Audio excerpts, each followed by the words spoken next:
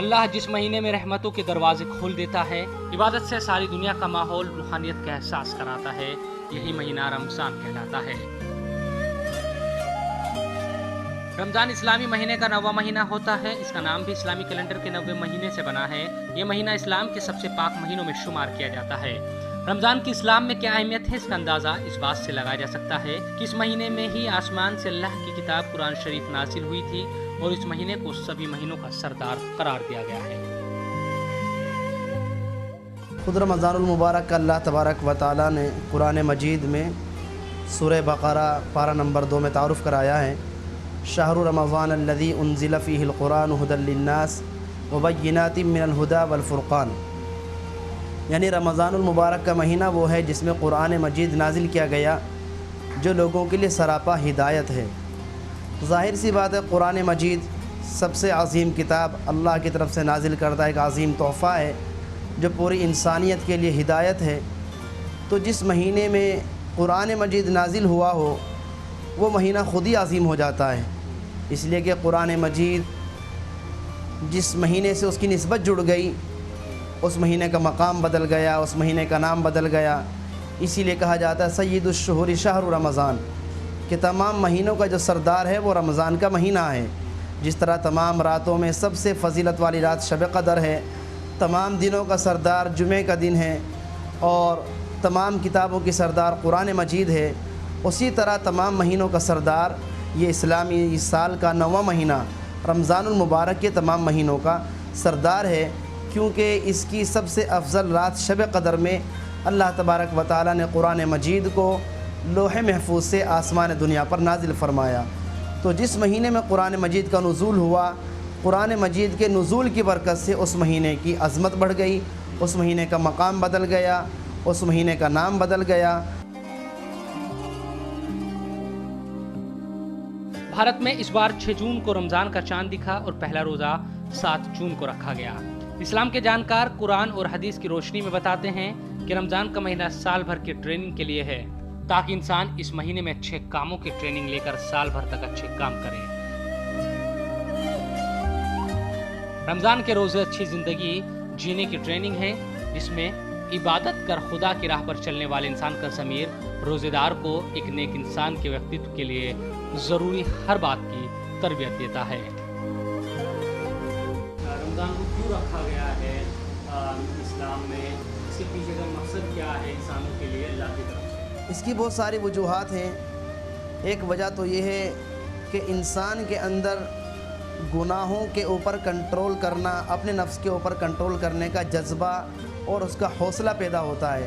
مثال کے طور پر ایک شخص نے صبح سحری میں کھانا کھایا، وہ شام تک بھوکا پیاسا رہتا ہے، تاکہ اس کو ایک احساس ہو سکے کہ جو غریب طبقہ ہے، بھوکا پیاسا رہنے والا طبقہ ہے، وہ کس طرح اپنی زندگی گزارتا ہوگا۔ ایک امیر آدمی نے، مالدار شخص نے روزہ رکھا، اللہ نے اس کے گھر میں خوب پھل فروٹ بھی دیے، خوب کھانے کے لیے دیا، پینے کے لیے دیا، لیکن اللہ کا حکم ہے کہ نہیں کھا سکتے نہ پی سکتے، وہ کھانے پینے سے رکا ہوا ہے۔ اب اس کو پتہ چل رہا ہے کہ پیاس کیا چیز ہوتی ہے، بھوک کیا چیز ہوتی ہے۔ جب اس کے اندر یہ احساس پیدا ہوگا تو غریبوں کی محبت اس کے دل میں آئے گی کہ بیچارے ہمارے بھائی جو غریب ہیں، ان کو کھانے کو ایک لقمہ تک نصیب نہیں ہوتا، ان کو پینے کے لیے پانی تک، ٹھنڈا پانی تو بہت دور کی بات، سادہ پانی بھی ان کو نصیب نہیں ہوتا ہے۔ اب اس شخص کو جب پیاس کا احساس ہوا، بھوک کا احساس ہوا، اب خود بخود اس کے دلوں میں غریبوں کی بھوکے پیاسوں کی محبت آئے گی کہ جس طرح مجھ سے پیاس برداشت نہیں ہو رہی ہے، وہ بیچارہ کس طرح پیاس برداشت کرتا ہوگا، جس طرح مجھ سے بھوک برداشت نہیں ہو رہی ہے وہ کس طرح بھوک کو برداشت کرتا ہوگا، تاکہ ایک احساس پیدا ہو جائے، انسانیت کی ہمدردی پیدا ہو جائے۔ اس لیے اللہ تبارک و تعالیٰ نے اس چیز کو رکھا ہے۔ پوری دنیا کی کہانی بھوک، پیاس اور انسانی خواہشوں کے ارد گرد گھومتی ہے، اور روزہ ہمیں سکھاتا ہے کہ انہیں تینوں چیزوں پر قابو پانا ہے اور یہ محسوس کرنا ہے کہ اگر چند گھنٹوں میں بھوک پیاس سے یہ حال کسی انسان کا ہو سکتا ہے تو پھر وہ غریب کیسے بھوکے اور پیاسے رہتے ہیں جن کے حصے میں 2 وقت کی روٹی بھی بمشکل سے آتی ہے۔ رمضان کا مہینہ تمام انسانوں کے دکھ درد اور بھوک پیاس کو سمجھنے کا مہینہ ہے، تاکہ روزے داروں میں بھلے برے کو سمجھنے کی صلاحیت پیدا ہو۔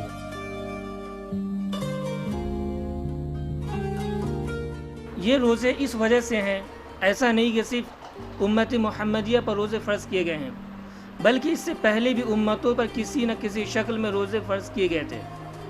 اور سب سے جو طریقہ اس روزے کا جو سب سے زیادہ فائدہ یہ اللہ تعالیٰ جو فرماتے ہیں لعلکم تتقون، کہ تمہارے اندر تقوی اور پرہیزگاری پیدا ہو جائے۔ یہ مہینہ رحمت و مغفرت لے کر آتا ہے۔ اس مہینے کے اندر بندہ روزے رکھ کر اپنے آپ کو اپنے گناہوں کی معافی اللہ تعالیٰ سے کراتا ہے۔ اور جہاں تک روزے کی بات ہے، اس کا جو مومن ہے وہ شدت سے انتظار کرتا ہے، کیونکہ سال میں ایک مہینے کے لیے آتا، پھر 11 مہینے کے لیے یہ پھر مہینے نہیں آتے۔ جب روزہ آتا ہے تو مومن خوش دلی سے اس کا استقبال کرتا ہے، چاہے گرمی جتنی بھی ہو، گرمی کی شدت جتنی بھی ہو، لیکن جب کسی چیز کو کرنے کا جذبہ ہوتا ہے، جب اللہ کا حکم سمجھ کر اس چیز کو کرتا ہے تو تمام پریشانیاں اسے خود بخود دور ہو جاتی ہیں۔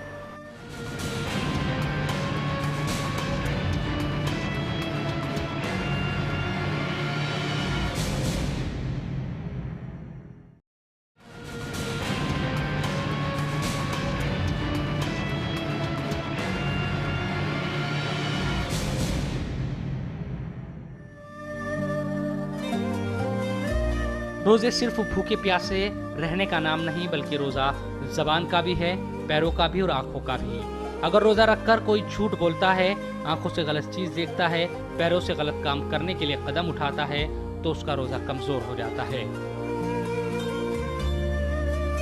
روزوں کے دوران نہ غلط دیکھنا ہے، نہ سننا ہے، نہ ہی غلط جگہ پر چل کر جانا ہے، اور یہی روزے کا اصلی مقصد بھی ہے۔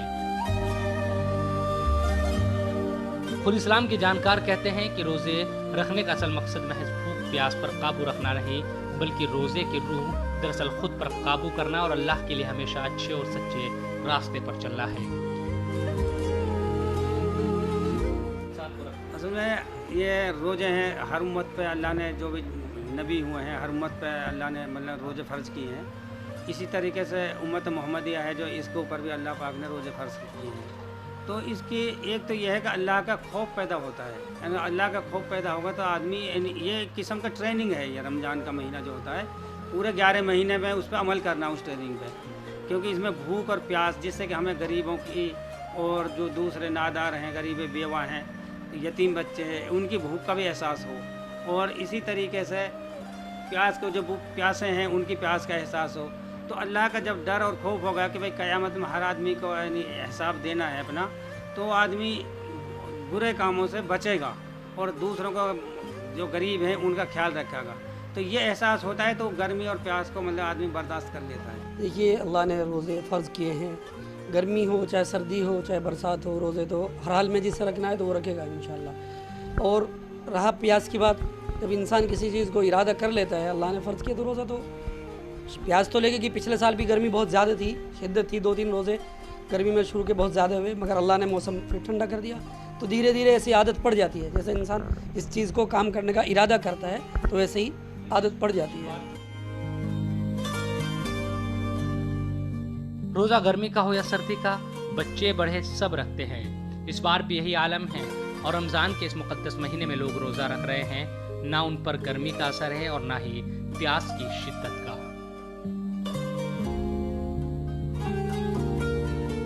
ہمارے یہاں پہ اللہ کا حکم ہے کہ روزے فرض ہیں سب پہ، تو اس لیے جب ہم روزہ رکھتے ہیں تو ہمیں بھوک پیاس کچھ بھی نہیں لگتی ہے۔ اس بار تو بہت سخت تھے روزے، جون کا مہینہ، اتنی گرمی ہے، تو ابھی پھر کیسے رکھ رہی ہو، کیسے کرتی ہو؟ اسکول بھی جانا ہے یا پڑھائی بھی کرنی ہے اور بھی کام کرنے، کیسے کرتی ہو؟ روزہ رکھنے کے بعد اتنا پتہ نہیں چلتا ہے، اور یہ تو فرض ہی ہیں، اللہ کا حکم ہے تو رکھتے ہیں، اور اسکول کا کام بھی ہم کر لیتے ہیں، زیادہ دقت نہیں ہوتی۔ نہیں، پیاس بھی نہیں لگتی، عادت پڑ جاتی ہے۔ اچھا خالد صاحب، روزے رکھ رہے ہیں آپ، اتنی گرمی ہے تو کیسے کر پاتے ہیں؟ پیاس نہیں لگتی کیا؟ بھوک نہیں لگتی؟ جی، روزے رکھنا تو فرض ہے، جب بچہ بالغ ہو جاتا ہے اس پر روزے رکھنا فرض ہے۔ اور گرمی کی بات رہی تو وہ تو اللہ کا حکم تو پورا کرنا ہی ہے۔ محسوس ہوتی ہے پیاس کی شدت ہوتی ہے یا بھوک لگتی ہے؟ جب روزے رکھ لیتے ہیں تو کچھ پتہ نہیں چلتا، پھر اچھا لگتا ہے؟ جی۔ کب سے رکھ رہے ہیں آپ روزے؟ लगभग 2-3 सालों से तो रख रहे हैं सारे रोजे। जी। अच्छा, क्या सर्दियों में भी रोजे याद है कि सर्दियों में रोजे रखे तो क्या लगता है, गर्मियों में और सर्दियों में कुछ फ़र्क महसूस होता है? नहीं, जब कुछ फ़र्क महसूस नहीं होता, जब रोज़े रख लेते हैं तो सब एक सही होता है बस। मुस्लिम आबादियों में रमज़ान की रौनक खूब नज़र आ रही है। बाज़ारों में सहरी और अफ्तार के सामान खूब दिखाई दे रहे हैं। जहां लोग दूध फैनी के साथ सहरी का रोज़े की शुरुआत करते हैं, वहीं अफ्तार के लिए अफजल माने जाने वाली खजूर की कई वैरायटी भी बाज़ार में नज़र आती है। रहमत और बरकत के नज़रिए से रमज़ान के महीने को 3 हिस्सों में बांटा गया है। इस महीने के पहले 10 दिनों में अल्लाह अपने रोज़ेदार बंदों पर रहमतों की बारिश करता है। दूसरे अशरे में अल्लाह रोजेदारों के गुनाह माफ करता है और तीसरा अशरा दोज़ख की आग से निजात पाने का जरिया बनता है। नेकी और इबादत गुजारी के इस पाक महीने में यूं तो रोजेदार सब्र की सीख लेता है, लेकिन इस बार अकीदतमंदों के सब्र का ये इम्तिहान कुछ लंबा नजर आ रहा है। भारत, पाकिस्तान, बांग्लादेश में इस बार जहां रोजा 15 से 16 घंटे का है, वहीं आइसलैंड में रोजेदारों को सहरी के बाद इफ्तारी के लिए 21 घंटे 40 मिनट का सब्र करना पड़ रहा है। इस्लामी कैलेंडर के अनुसार हर साल कम से कम 10 दिन का अंतर रमजान के महीने में आता है। इसके चलते हर 3 साल में 1 महीने का अंतर रमजान में आ जाता है। यही वजह है कि इस बार 30 साल के बाद रमजान जून महीने में आया है। इससे पहले लगातार सर्दियों या बरसात के मौसम में ही रमजान का महीना पड़ता रहा। माह रमजान में सबसे लंबा रोज़ा 21 जून को होगा। इस दिन सहरी का वक्त 3:33 है, जबकि इफ्तारी 7:16 पर होगी। इन दोनों वक्त के बीच 15 घंटे 43 मिनट का फ़र्क है। हालांकि महीने भर में बाकी दिन भी 15 घंटे से ज़्यादा समय तक ही रोज़ा चलेगा। बहुत सारी चीज़ें हैं कि इंसान पूरे साल तक खाता रहता है, कभी गरीबों की तरफ, यतीमों की तरफ, बेवाओं की तरफ नज़र नहीं करता है। बहुत सारे हम जहाँ रहते हैं, हमारे मोहल्ले में, पास पड़ोस में भूखे यतीम बहुत सारे हैं, लेकिन वो भूखे रहते हैं, हमें पता नहीं चलता। लेकिन जब हम खुद उसकी भूख, उसकी इस जज्बे को हम महसूस नहीं कर पाते हैं, लेकिन जब खुद हम रोज़ा रखते हैं तो हमें इस बात का एहसास होता है कि भूख क्या चीज़ होती है, प्यास क्या चीज़ होती है। हम तो साल में 1 महीने के लिए हम रोज़ा रख रहे हैं, लेकिन जो सालों में कितने दिन भूखे रहते हैं, जो परेशानी झेलते हैं, वो इस चीज़ को कैसे महसूस करते होंगे।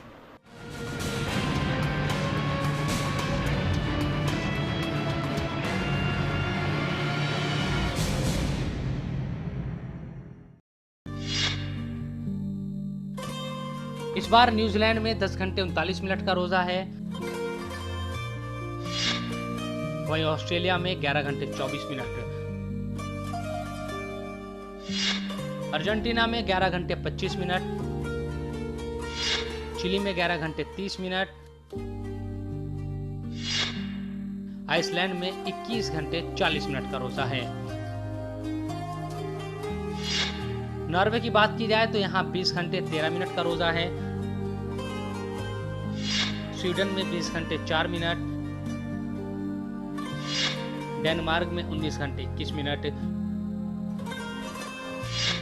यूएसए में 16 घंटे 24 मिनट,